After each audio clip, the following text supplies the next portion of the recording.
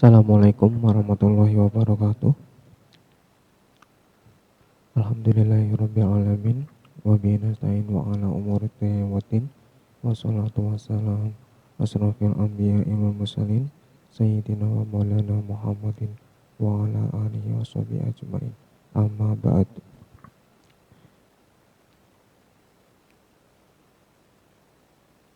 Yang saya hormati Bapak Jamal selaku moderator, dan juga tak luput juga anak-anak siswa kelas 7 untuk SNU TPS Kudus. Materi kali ini melanjutkan materi sebelumnya, yaitu mengenai tentang sholat berjamaah, sholat fardu, yaitu 5 waktu ya. Untuk kali ini kita membahas mengenai tentang hikmah sholat fardu.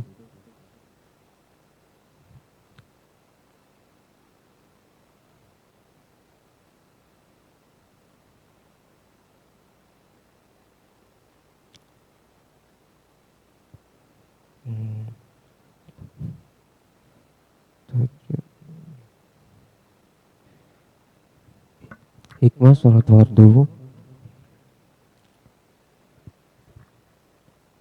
Sholat fardu yang pertama adalah sholat yang menjadikan hidup kita itu sehat.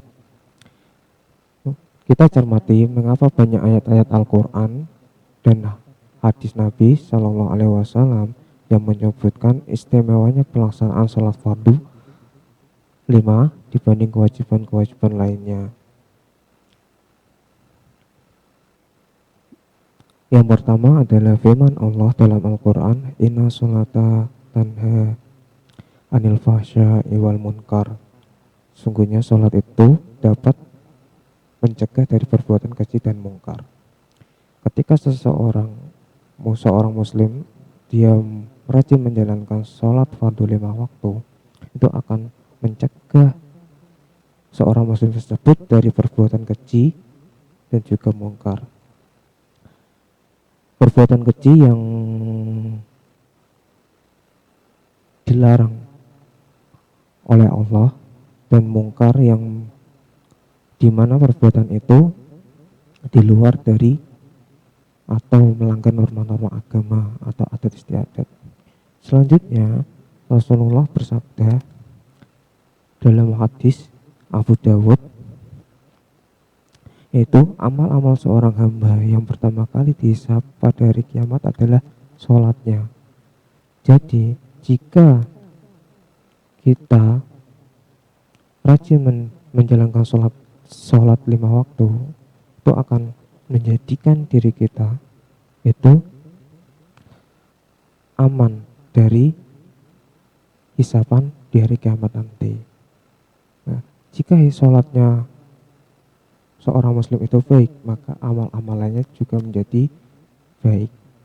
Begitu sebaliknya, ketika seorang muslim itu tidak menjalankan sholat 5 waktu, itu akan menghambat dan juga menjadi siksaan di akhirat nanti.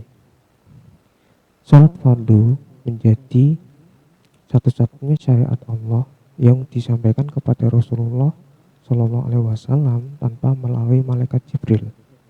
Berbeda dengan Al-Quran, kalau jika Al-Quran itu disampaikan melalui malaikat Jibril, namun untuk sholat itu langsung dari Allah.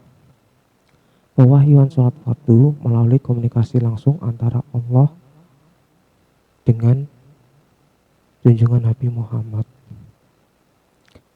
Tahukah kita banyak hikmah yang hampir tidak bisa dihitung banyaknya oleh umat manusia.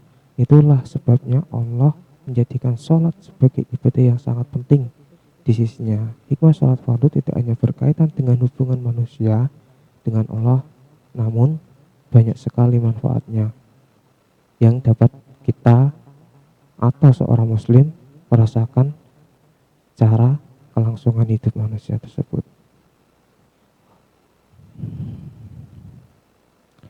Allah menjamin muslim yang sholat dengan khusyuk akan memiliki daya tahan untuk menghindari ucapan maupun perbuatan yang mengandung unsur kekejian dan menjijikkan. Jaminan lain juga memberikan Allah bagi yang sholat dengan khusyuk akan dipastikan baik keseluruhan amal perbuatan lainnya semasa hidup di dunia. Selanjutnya, sholat fardu membuktikan kedisiplinan individu. Sholat fardu, ketika kita rajin melaksanakan sholat fardu dengan tepat waktu, tidak mengulur waktu dan sebagainya, apalagi untuk meninggalkannya, itu dapat menjadikan atau berdampak baik pada kita, yaitu kedisiplinan dalam kehidupan sehari-hari. Dalam meneladaninya, kita dapat meneladani proses menghasilkan pelaksanaan yang khusyuk disertai doa kepada Allah akan mendapatkan anugerah dan nikmatnya melalui sholat. Pelaksanaan sholat yang khusyuk juga dapat dimaksudkan agar kita dimasukkan olehnya sebagai makhluk yang dapat mencegah diri dari perkara-perkara yang jorok menjijikkan melalui sholat kita, termasuk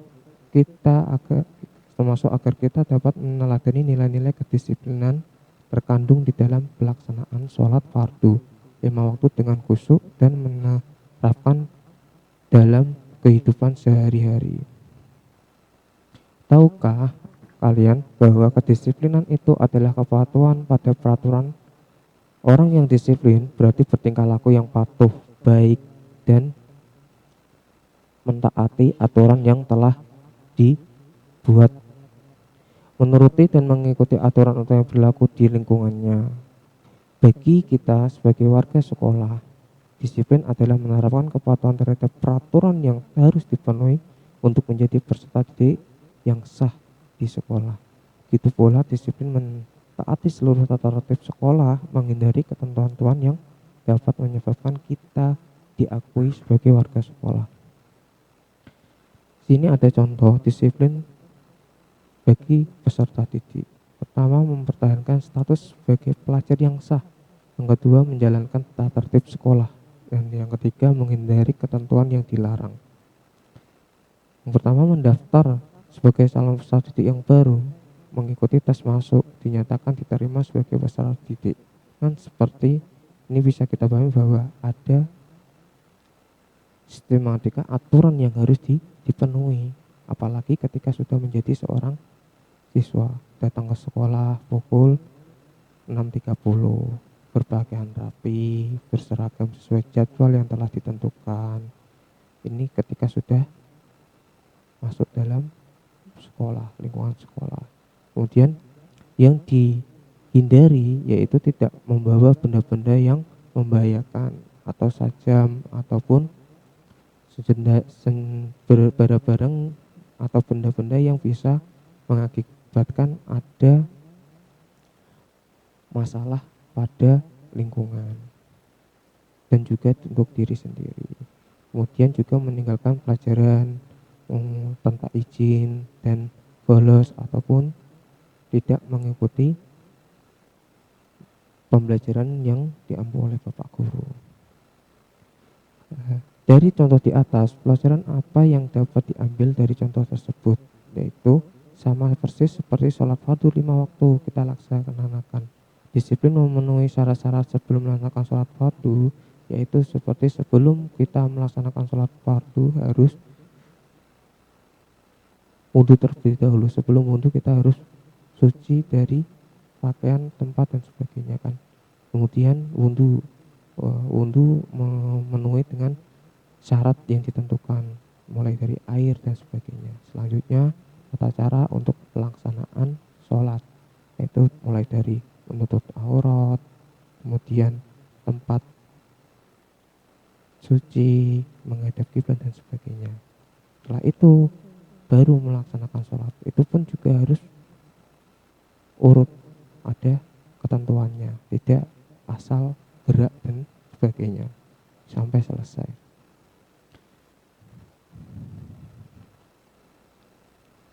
Selanjutnya, coba cermati dengan seksama ketika sekolah mengharuskan kita mentaati tata tertib sekolah, pelaksanaan sholat fardu juga menghasilkan manfaat seperti yang disampaikan, yaitu maka rukun-rukun sunnah abu'at, sunnah-sunnah hayat harus kita penuhi sesuai ketentuan yang ada dalam fikih. Begitu pula jika kita berkeinginan tidak sekedar sekolah, melainkan juga mencapai prestasi yang tinggi, harus kita jalani dengan sukarela tanpa paksaan. Coba kita bandingkan, pelaksanaan sholat fardu tidak sekedar menjalani perintah, melainkan juga mendapatkan hikmah di dalamnya. Setiap perbuatan pasti ada hikmah, dan hikmah itu harus kita ambil. Nah, jangan selalu memandang sesuatu atau perbuatan atau tindakan itu tidak ada nilainya.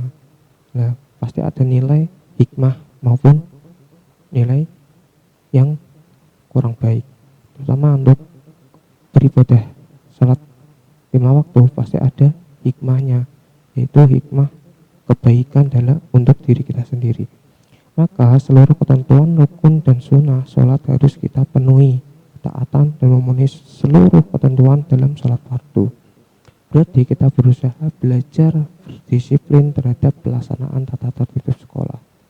Kesungguhan dalam menjalani hal yang pada akhirnya akan mengantarkan kita tidak sekadar lulus, melainkan juga berprestasi. Selanjutnya, untuk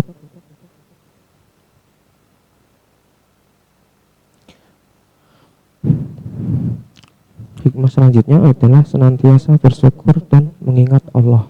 Ketika seseorang itu melaksanakan sholat fardu 5 waktu, dia akan selalu bersyukur dan selalu mengingat Sang Maha Kuasa, karena dia akan merasa bersyukur ketika setelah melaksanakan, alhamdulillah masih bisa menjalankan sholat 5 waktu.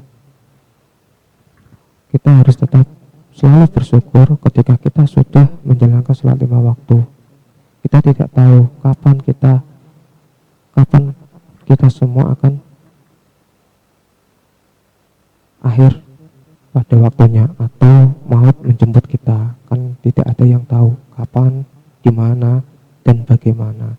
Setiap masih sudah memasuki waktu sholat fardu, harap memanfaatkan waktu itu dengan sebaik mungkin.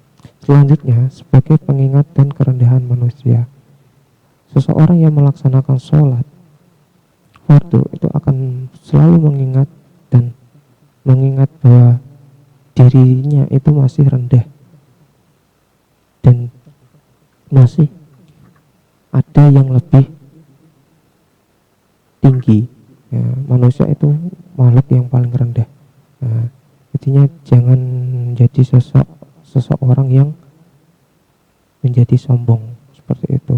Yang selanjutnya adalah menyadarkan kita akan pertolongan. Ketika seseorang itu selalu mengingat Allah dengan melaksanakan sholat fardu, itu akan menyadarkan diri kita bahwa yang bisa diminta yang bertolong adalah Allah. Maka dari itu Tuhan yang bertanggung jawab atas hidup kita. Bagaimana kita nantinya harus seperti apa, Tuhan atau Allah yang menentukan. Tergantung kita mau meminta, mau berikhtiar, mau berusaha dan sebagainya. Allah yang menentukan. Memperkuat keimanan dan ketakwaan. Ketika seseorang itu menjalankan sholat, pasti akan memperkuat keimanan dan ketakwaannya kepada Allah. Selanjutnya yaitu mendapatkan ridha Allah. Ketika seseorang muslim itu mendapatkan ridha Allah, itu akan memudahkannya dalam segala urusannya. Selanjutnya, sebagai simbol dan tuntutan agar kita senantiasa hidup bersih. Orang yang menjalankan sholat itu akan selalu menjaga dirinya untuk tetap bersih dimanapun berada. Ketika terutama ketika sedang bepergian atau keluar rumah, dia akan menjaga pakaian, tubuh dan sebagainya untuk tetap bersih agar sewaktu-waktu ketika sudah menjelang atau memasuki waktu sholat itu bisa melaksanakan sholat tanpa adanya gelisah, wah bajunya kotor, pakaiannya kotor, tempatnya, tubuhnya kotor. Nah, ini menjadikan nilai nilai seorang muslim itu hidup dimanapun, keadaan apapun, agar tetap menjaga kebersihan dan kesucian. Yang terakhir, sebagai ekspresi penghambaan diri manusia kepada Allah yang paling sempurna sehingga menjadikan ketentraman jiwa. Sekian dari saya kembalikan kepada Bapak Jamal selaku moderator.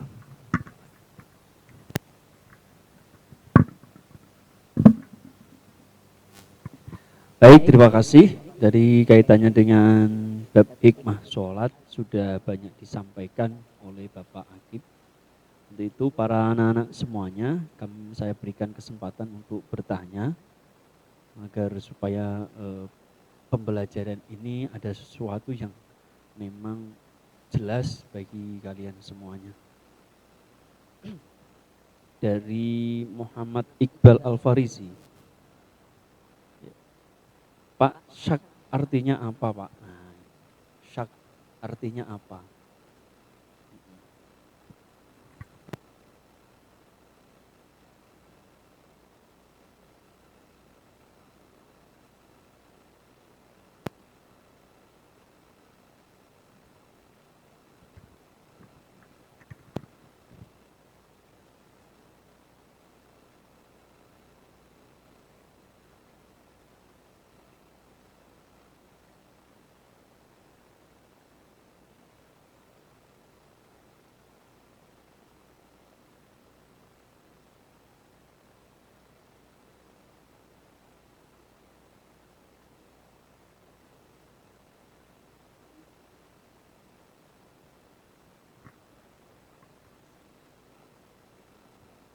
Jadi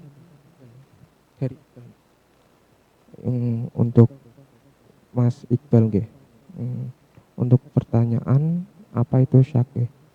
Yaitu adalah ragu-ragu, mamang dalam tindakannya atau perbuatan. Itu bisa juga. Intinya adalah ragu-ragu. Ya, terima kasih. Untuk selanjutnya, kalau ada yang mau ditanyakan, tidak ada ya. Nah, kalau tidak ada, saya kira ini yang bisa kita sampaikan.